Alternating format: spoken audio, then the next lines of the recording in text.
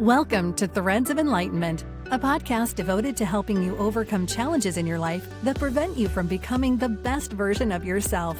Each episode features interviews with people from all walks of life about their journey of self-development and the principles they utilize to overcome their fears to achieve their desired outcome. Ready to be enlightened? Here's your host, Ken Primus. Welcome to another episode of Threads of Enlightenment. This is one of my favorite spaces, as I've been telling you from day one. I know that my guests are showing with a couple of things very expensive in my eyes. Time. 24 hours, man, has been given to every one of us. How you spend that 24 hours will tell me much about you. I had to learn to honor her, respect her. When I was disrespecting her, she was not a partner with me. But when I began to honor her, she synchronized things in my life. She made my engagement, my relationships, all these things much more valuable. And so I want to thank Lori for coming and spending some of this precious time. The other is our journey. The journey is a powerful creator. It created her and gave her a couple of ingredients I tell you guys that we get from our journey. And I am so excited to get a chance to drink of her wisdom, her knowledge, and her insights, because those were deposited some good ingredients so that we can partake of the dish that she's about to serve through her journey. Welcome to Threads of Enlightenment. Thank you so much. What a beautiful metaphor. Well, thank you. And welcome. As I mentioned to you, one of the first questions that I pose is, how do you serve mankind? And Lori, I asked that question to remind my audience that this journey is not about themselves alone. There's another aspect of that journey, and that journey is the interdependent piece that we get to experience while we're here on this earth.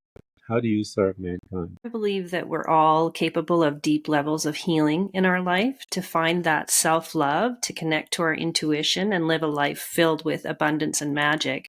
And so it's my job to tap into the wisdom with clarity and support from my spiritual team to share the appropriate healing tools so that your soul can tap into the wisdom it needs to heal. Every single one of us that has ever landed on this planet came to heal. And so it is awesome to have a team of individuals that can assist within that process, because it is probably the most important thing that you will do on this planet while next to being born is to heal.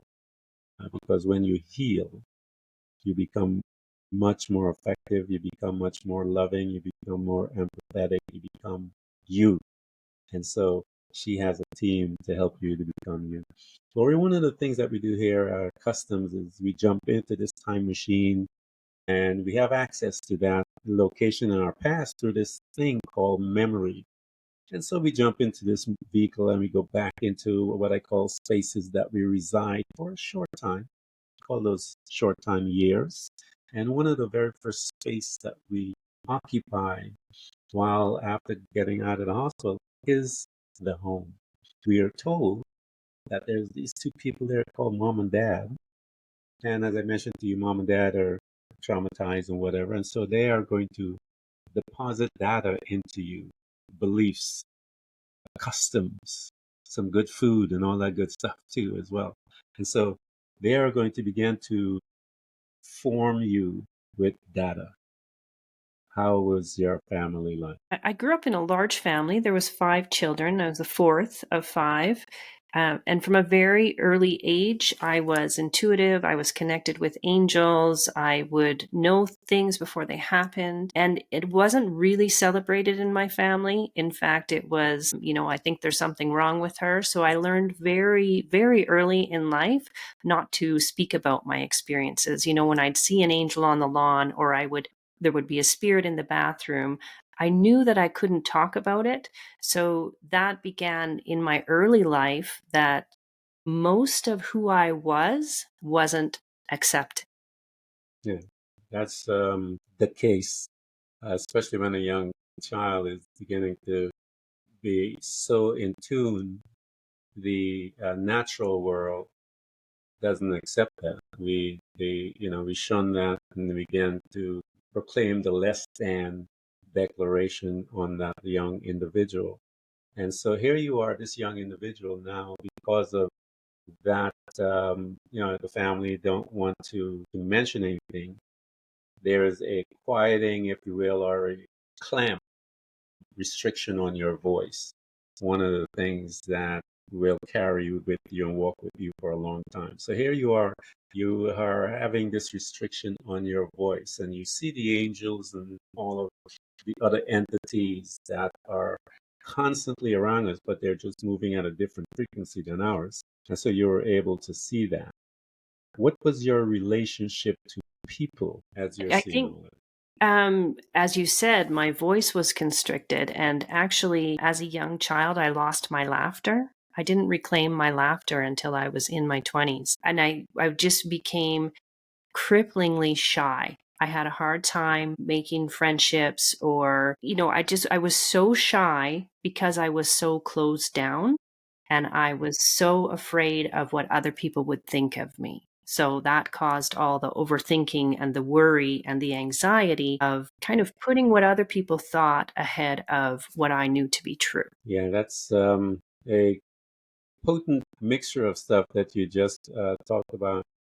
And I always, Lori, one of the things that I try to do here at this podcast is I know people start as listeners, and that's normal because we have our natural being. The ear is allow us to listen. But I always try to invite them to become a hearer at the podcast. A hearer is a different creature. That individual is purposely listening, and that purposeful listening can be translated in the form of a hearer. And when the hearer hears something, they change their life. And so I want to invite you guys to come and hear what Lori has to say, because she's going to give you some of those ingredients that she learned from her journey, wisdom, knowledge, and insight, and so that you can move through your space, because that's what we're about. So welcome to you hearers, and thank you listeners for coming as well. And we hope that you will hang in there and hopefully make your transition through so that you can become changed. Lori, here is this young girl. She is restricted with her voice, yet as a result of that, her outside relationships with people, shy, she's just withdrawn into herself and trying to manage her way through as she's growing up, becoming a young teenager, if you will.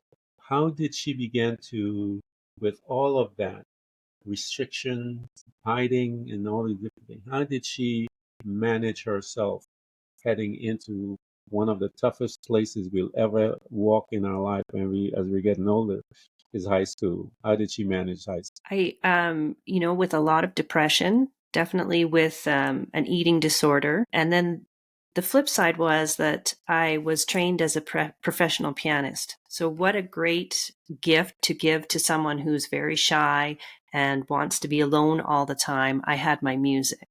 So, anytime that things got crazy or out of control, I could return to the piano. And I think that was really a place for me, looking back on it now, where the angels just surrounded me and I just felt home. So even though I had all of these challenges in high school, I had a place to call home. Music is a powerful home. I'm also a musician, and I know that the power of music. Music has the capability of changing your state. Now, one of the forms of music, you may not consider it music, but it is Om sound. When you make that sound and you do your mantras with the sound, and music, that ability of music to tap into the spiritual realm or soul of the individual, and causes a mind state to begin to change. I have utilized music in my life to heal, as Laurie will talk about healing and so forth. We know about sound healing, and you know about the bowls and stuff like that. But sound healing is nature. Walk in a forest, walk on a beach. Sound healing is music. And so here you are, one of your friends that you will walk with life through. Powerful friend. to help you through your dark times as you are learning more about the music, Lori, and being a musician because it does open the mind to certain things. How did it begin to affect your relationship with those entities that are not seen by the normal folks, the angels and the spirits and so forth? What began to happen to you? So it was still a very private world for me. I would just an incredible, what I thought at the time was an imagination. And now I can see that it was the angels taking me on certain journeys and teaching me. And it was just really in the music, it's the sound healing of the music. And it was an opening for me. And also my own voice. I know you talked about walking in nature, but I believe that your own voice is the most powerful sound healing tool that we have, as you spoke of the Om. So I began to sing with the music, and that opened me up, and I would connect with angels, I would connect with guides, I would connect with loved ones that I had crossed. I just didn't tell anyone. Yeah.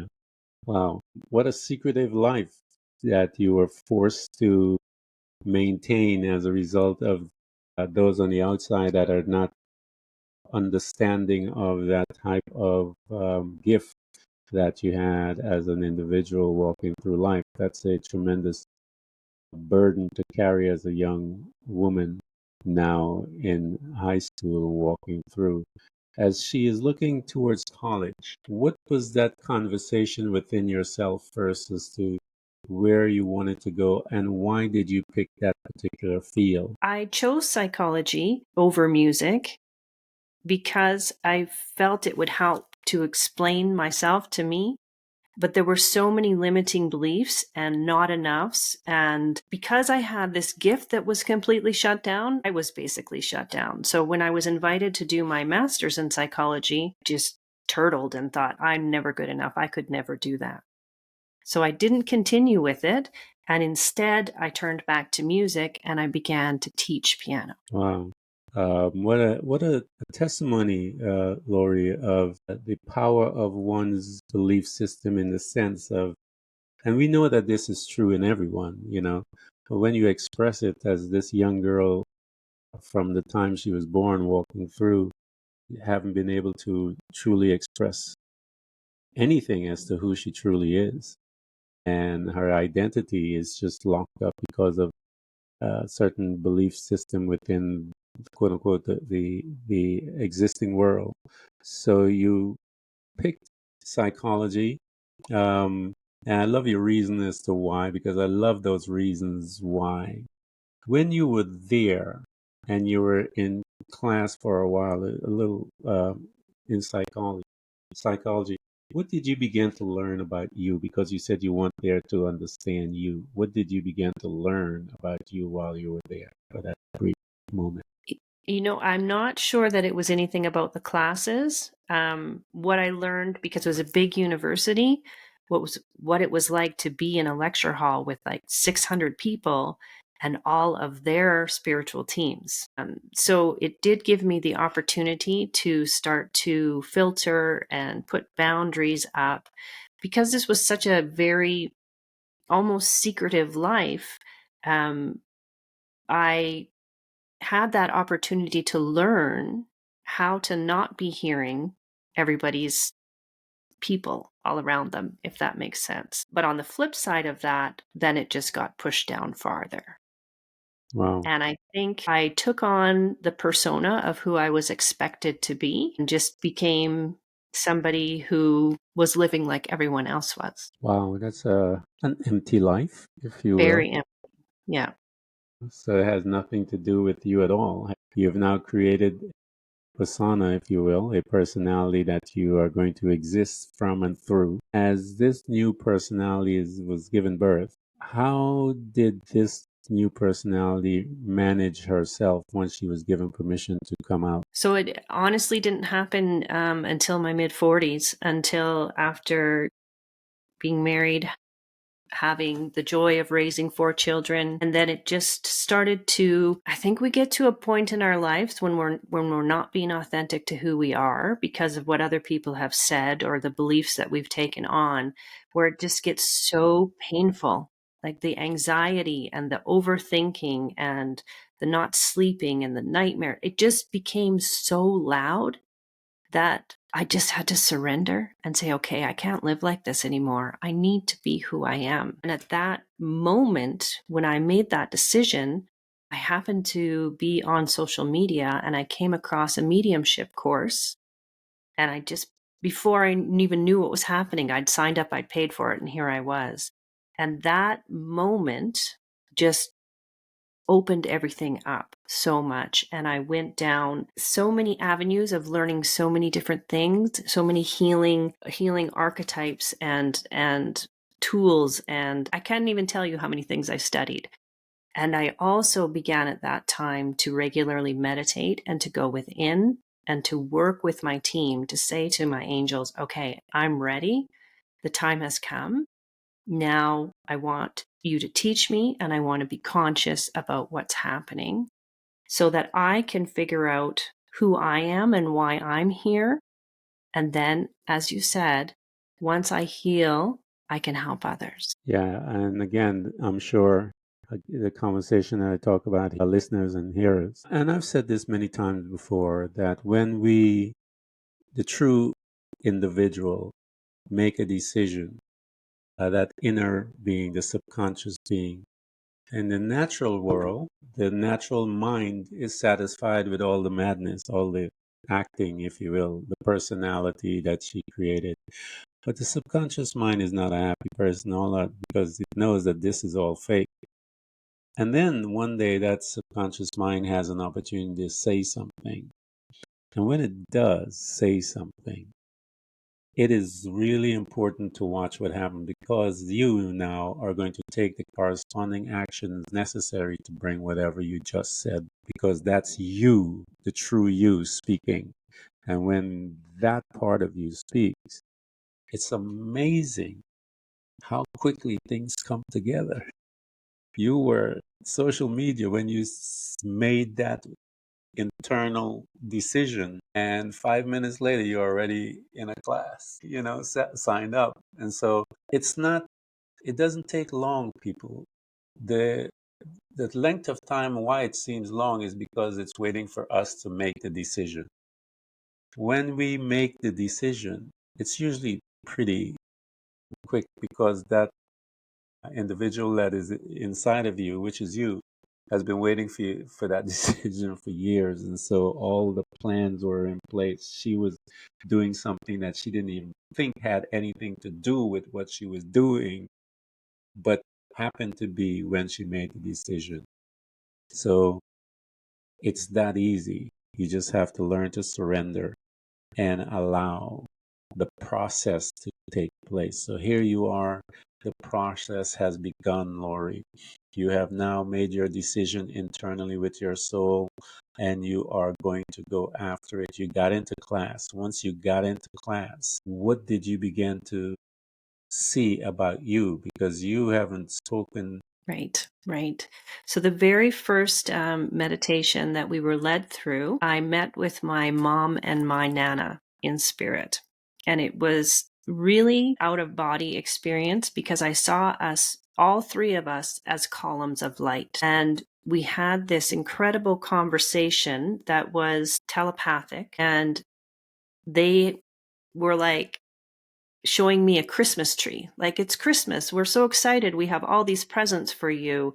You're opening up to this and this, and here, open this present and open this present. And the excitement and the exuberance and the unconditional love that came from these lights of who they truly are and who I truly am changed my life in just that instant. I was not the same person. It just was like all these densities and all the concepts and all the beliefs just fell away because I knew who I was in that moment. And I can barely still describe it all these years later without tears because it just was like, I am home. I know who I am.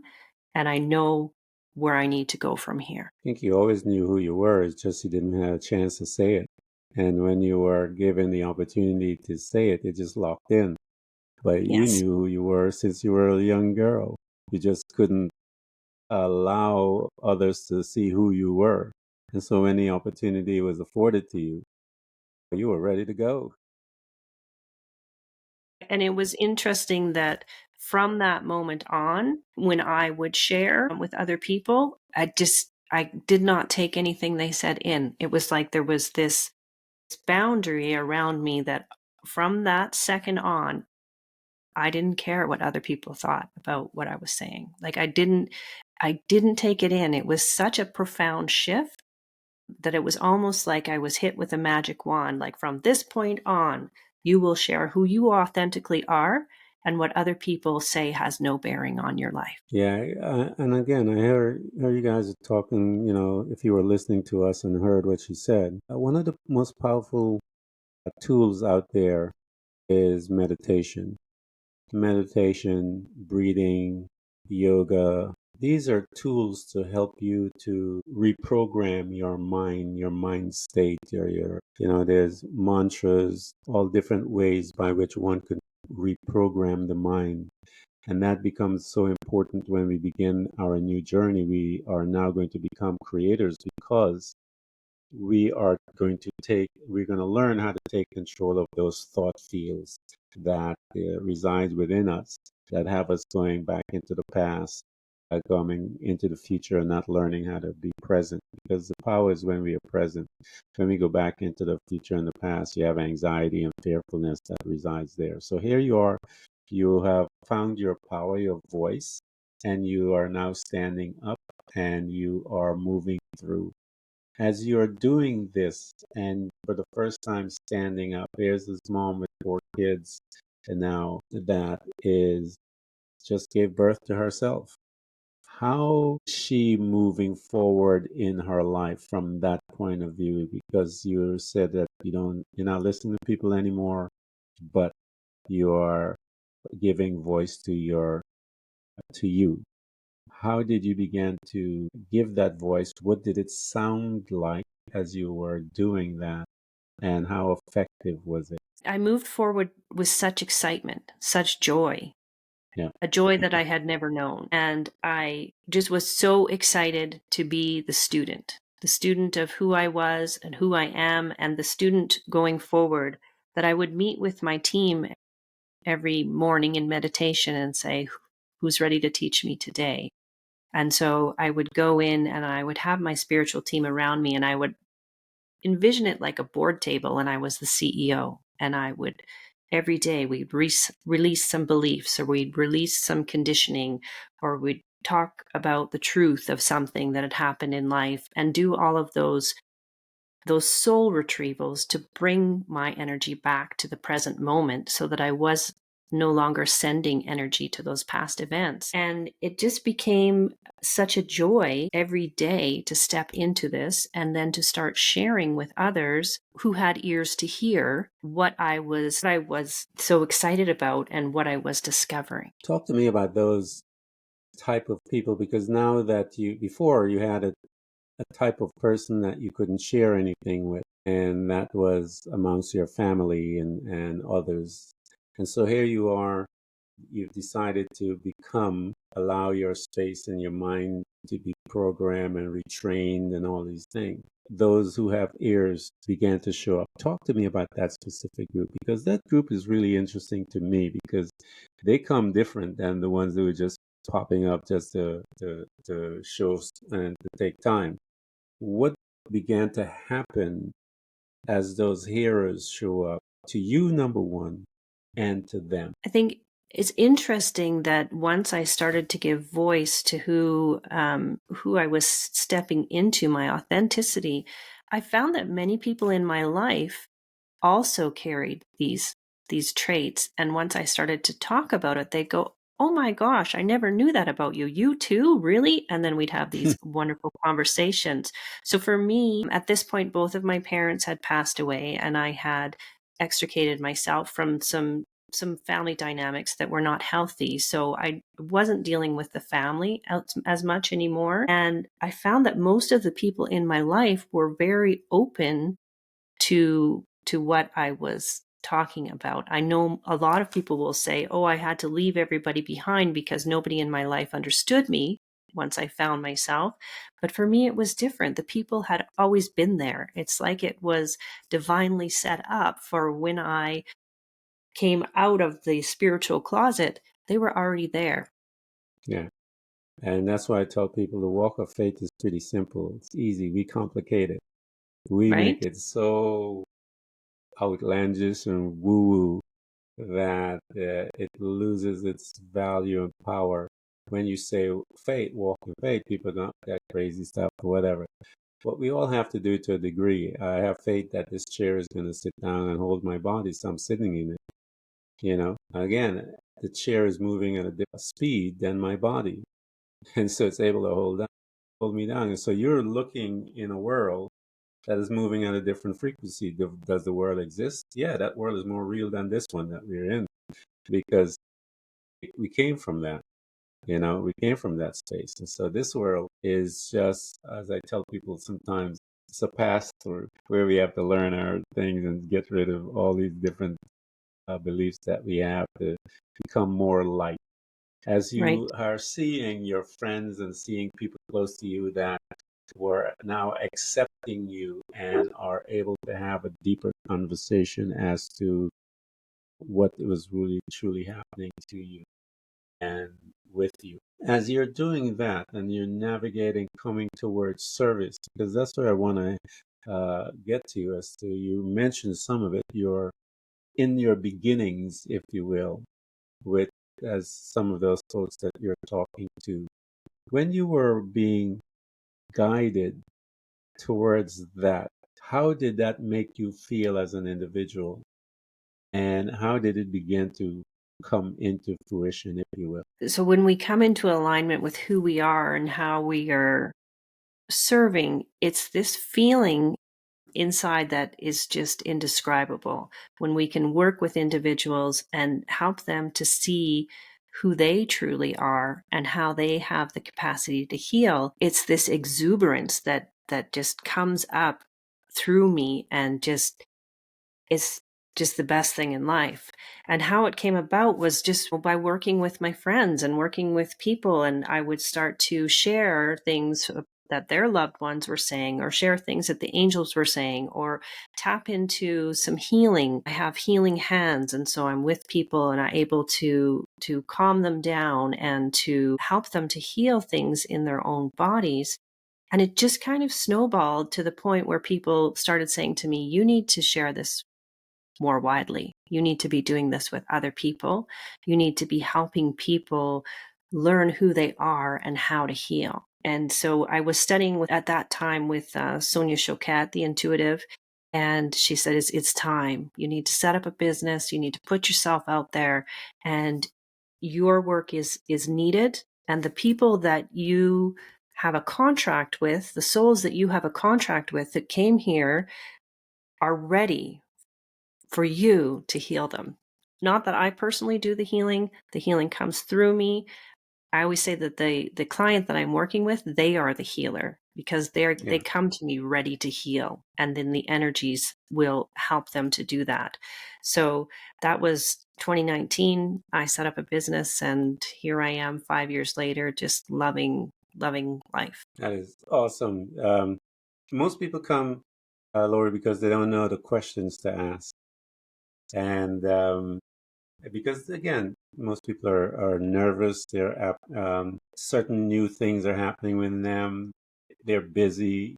They're not as astute yet because they haven't gone all the way through the development that you have gone through.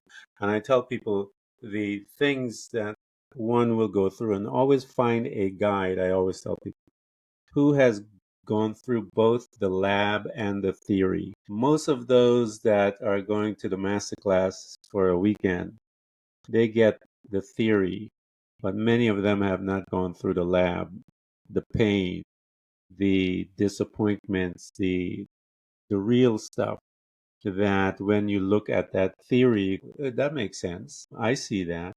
And so when you equip one-dimensional people with the theory and no lab work, they can be pretty dangerous out there. And I've seen much of that. And so here you are, the real deal, that is getting the insights from the subconscious beings, the other world that is there.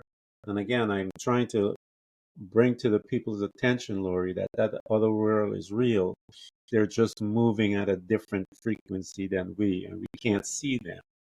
But she could because of that gift that she had.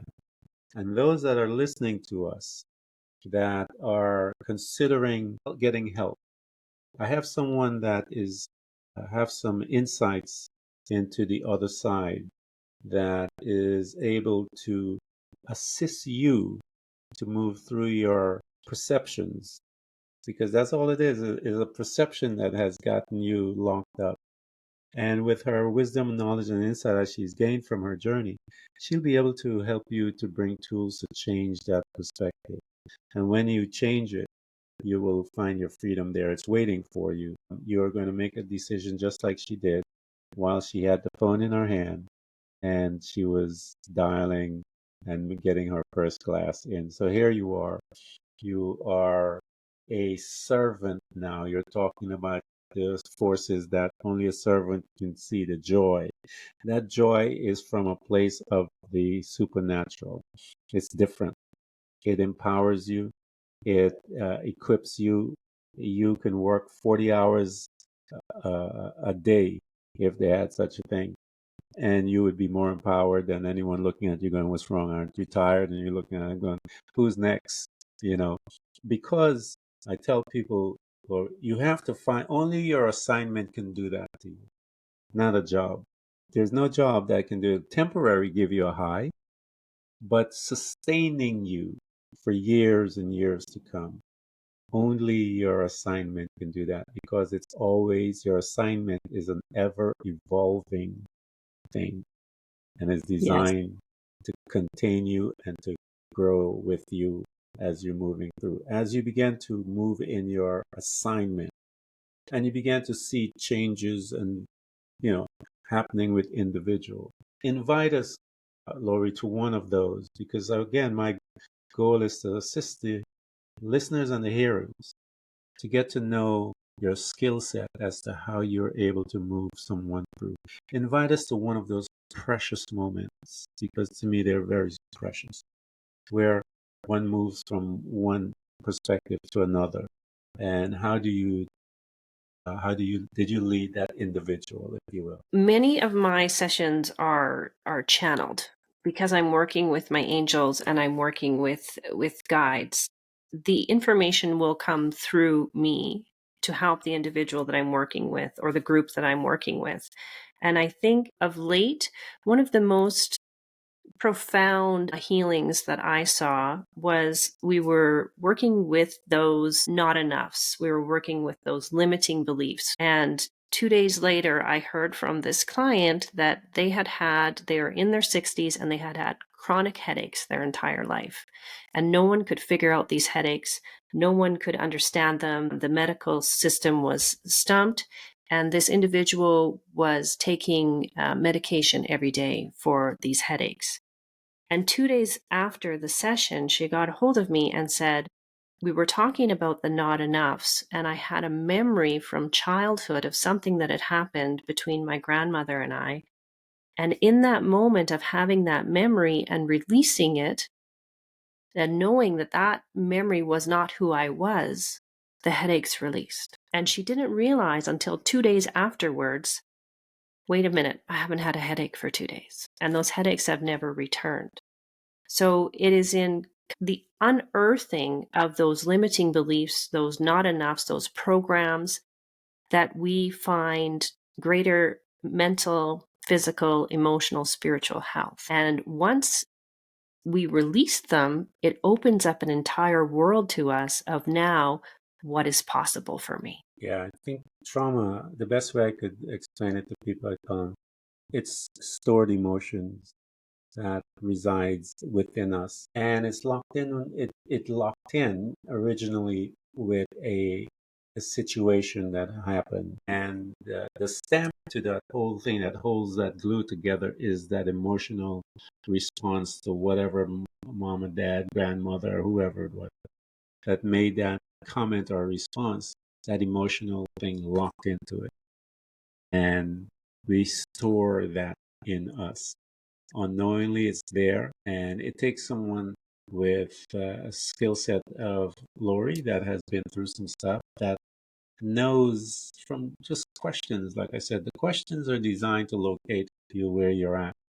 And once you begin to engage with the location part of it, the questioning, and you're located like this woman, that memory will pop up and you'll get your freedom and not even recognize it because it was that emotional release that took place. And when that emotional release took place, the headache went. I've interviewed people, Lori, it was cancer. When that memory came, that emotional stamp manifested as cancer. I've met those that are manifested as arthritis. There's a connection, guys, between our body and the supernatural realm. And so every time one of them saw it and released it, the woman was healed with cancer. The arthritis left the body. This stuff is real. This is not a fantasy thing, it's a real thing that happens to so many people. And so we want to afford you the opportunity to have you be one of those people that recognize and see that emotional um, being released in your life so you can get your freedom. And I have someone by the name of Lori, and I'm going to provide you guys all of her information so that you can have access to her so that you can move through and be one of those people that we are talking about. So here you are, you've seen it, you've experienced it. You had mentioned something to me in the onset of our conversation that you didn't regain your laughter until you were 20 something. See, Lori, I told you I'll remember everything. Yeah. So talk to me about your laughter now. How is that a part of your being since you have regained it? And does it fit into your world? Because it is a powerful tool as well. I've heard and seen laughter from one individual popped over into another person who's been depressed for years because laughter is so infectious and they break their depression. I've seen some really interesting things, Lori, when it comes to the spiritual realm and laughing. Talk to us about yours as this girl in her 20s regained it. And how is this woman that is before us, how is her laughter has evolved as she's grown? Very interesting. When I regained my laughter in my 20s, it was after my mom passed, and I went to see a medium trying to connect with my mother. And she talked about my laughter and encouraged me to begin to open up my laughter. So I started just ha, ha, ha. You know, if you do that Hmm. about 6 or 8 times, you start to laugh. Yeah. And I always kept that with me, that when my thoughts would get out of control or I was in a situation, I would start to do the ha, ha, ha until I laughed. Hmm. And now the laughter for me is also exactly a form of sound healing, right? Yeah. Yeah. I put mantras and stuff like that in my voice. I made my own tapes and stuff, if you will, because I understood that my voice, the principle is that faith comes by hearing. What better voice to hear my own? Talk Right? about this specific topic that I want to hear. And so I was actually listening to my voice, speaking to me, encouraging me, talking to me about whatever I was making on those series. I would just put it in my phone and then I would go to sleep with my voice and having that conversation. So, yes, I know and I understand how one's voice is singularly one of the most powerful tools that they will ever use if they understand the purpose and uses it as a tool to gain their freedom. So here you have regained your laughter. It is a part of your quiver, if you will, that you have stored and utilizes when necessary. As one that has been living in this space for a while and practicing, what is it that you sense, Lori, that is on the horizon? You see, what is it you're seeing? And since someone is like yourself has been so sensitive within the other realm, what is it that you're picking up from that other realm, the other vibrations, if you will, when it comes to mankind, when it comes to our race, our individuality, the power of who we are? What is it you're sensing as one who has been gifted with the ability to tap into that realm? The angels will always say to me, if we could see ourselves as they see us, we wouldn't complicate things so much. They say humans love to muddy the waters. And definitely we are in a time of great change where all of our systems and our institutions are going through great changes. And what I see for humanity is just this mass awakening of everyone starting to understand I am a being of light, however you want to define it, having a human experience. I'm here in human school and I'm here to learn. And as that awakening comes, with it will come such a sense of self-love that it will very much transform who we are and how we express in this life.